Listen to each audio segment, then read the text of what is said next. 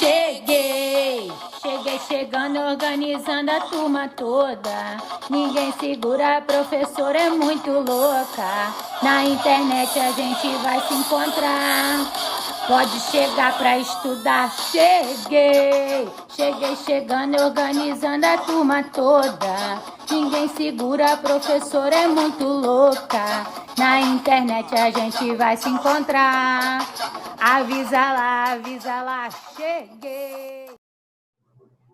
A gente vai começar falando hoje um pouquinho da revisão do 9º ano, né? Qual a importância do carbono 14? Eu botei para vocês que é para desvendar os mistérios arqueológicos, ou seja, a principal função do carbono 14, dentro do que nós estamos estudando, é a datação dos fósseis. Reconhecer em quanto tempo aquele fóssil, né? Os arqueólogos vão até lá, descobrem uma ossada ou qualquer outro material e através da quantidade de carbono 14 você consegue reconhecer. Por quê? Carbono 14, após a morte desse animal ou planta, né? Ele vai decaindo, ou seja, ele, como o animal para de consumir o carbono através dos alimentos vegetais, ele acaba o quê? Diminuindo. Então, você consegue datar através desse módulo. Tá? Na número 2, como datamos os fósseis com carbono 14? Então, ela vai fazer exatamente o que eu acabei de falar, é o decaimento desse isótopo. O que é decaimento? É a queda dele. Uma vez que o animal morre, como eu já havia falado, o carbono 14 é totalmente interrompida a absorção dele, não continua, né? Por que não continua? Porque como ele morre, ele não continua se alimentando. E o carbono 14, o carbono em si, ele é absorvido para os animais e vegetais através nos animais, no caso, através da alimentação. Tá? Então, quanto maior a quantidade de carbono 14, mais novo é esse fóssil. Mas quanto menor a quantidade de carbono 14, mais antigo é esse fóssil. Então, por isso que nós chamamos de decaimento. Ele, para ser antigo, tem que ter pouca quantidade, decair. Na número 3, explicar as radiações alfa, beta e gama. Né? Eu botei até na ordem. Alfa, beta e gama. A alfa teria uma incidência menor, a beta seria intermediária e a gama seria uma penetração maior, né? Um risco maior. Quem possui um alto poder de penetração, podendo causar danos irreparáveis. Normalmente, a gente está falando da última, a gama. E são radiações intermediárias que podem causar pequenos efeitos no corpo humano. A gente está falando da beta. E a última opção aí são partículas pesadas, são as radiações com menor poder de penetração. É a partícula alfa. Na número 4, questão 4, ela foi fundamental para o estudo da radioatividade, né? Foi uma das primeiras mulheres da área da química, ela descobriu o polônio, né? O urânio e dentre outros elementos. 5, o que é radioatividade? É a capacidade de alguns átomos emitir radiação. A número 6, eu vou anexar um vídeo no final desse vídeo, que é a explicação eu fazendo com a minha umas anotações que vai ficar melhor, porque falando ficaria difícil entender. A 7 também. A 8, representar o elemento químico e seu número atômico e número de massa, também fiz para vocês lá. Sempre o número atômico na representação de provas, e aqui para gente, abaixo, e número de massa acima. Normalmente o número de massa é o número com vírgula. E 9, explicar a teoria do Big Bang, né? Já está mais do que explicada. É a grande expansão para o surgimento do universo, né? É a teoria mais aceita até hoje. A 10, explicar o processo que ocorre a produção de energia ao Sol. Nós temos que lembrar que o Sol, a composição química dele vem do hidrogênio, que sofre por um processo de fusão nuclear e ele se transforma em hélio, que é o que dá energia ao Sol, né? Essa estrela. Então, eu botei, a energia irradiada pelo Sol provém do processo de fusão nuclear que ocorre no seu interior, envolvendo núcleos de elementos leves. Cuidado com a expressão fusão nuclear de fissão nuclear. Fusão nuclear, o que ocorre no Sol para a produção de energia do hidrogênio para transformar em hélio, ou seja, produção de energia para a estrela Sol.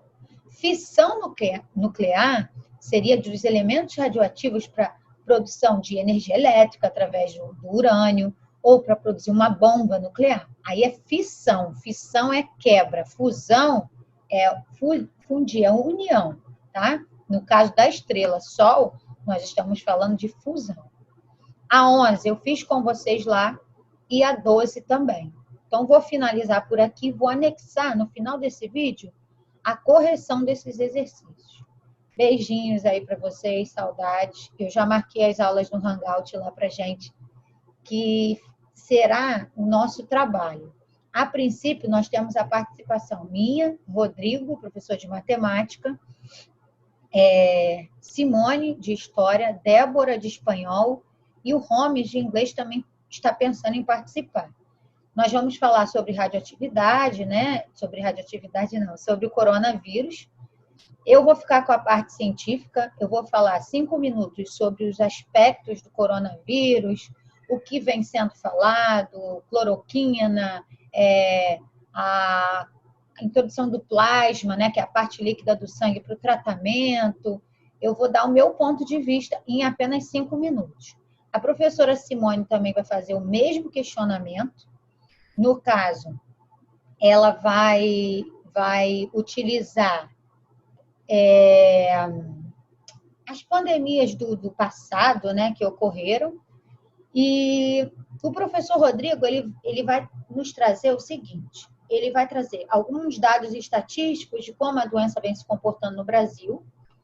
A professora Débora vai escolher alguns países relacionados à disciplina de espanhol para também relacionar, e o Romes, caso participe, também, só que ele vai escolher os Estados Unidos.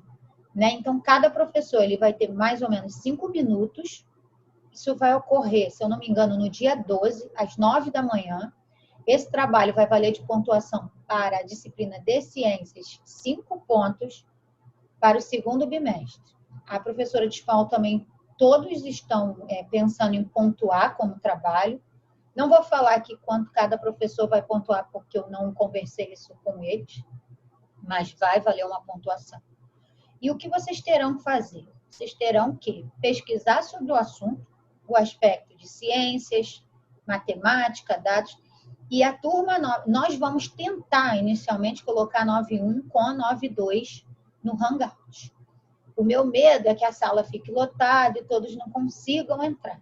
Caso não dê certo, espero que dê, será feito com a 901 e o debate será feito entre os alunos.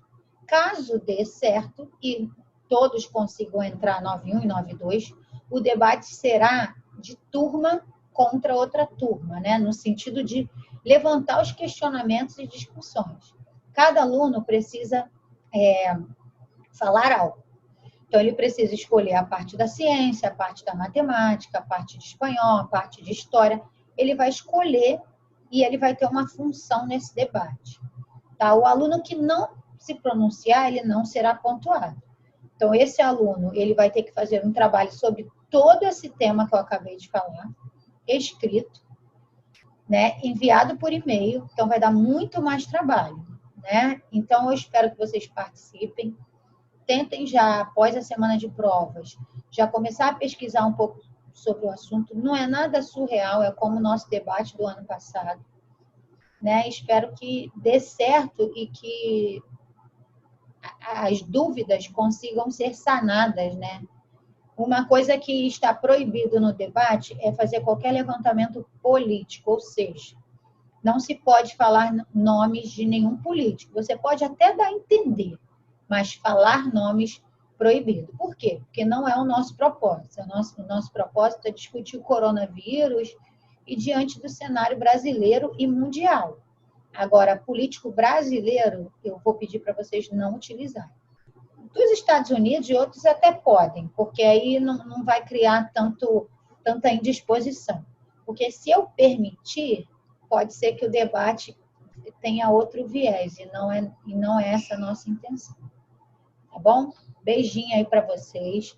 O trabalho eu vou explicar novamente. Comecem já a dar uma olhada. É um assunto importante e necessário. Espero que dê certo. Beijinhos aí para vocês.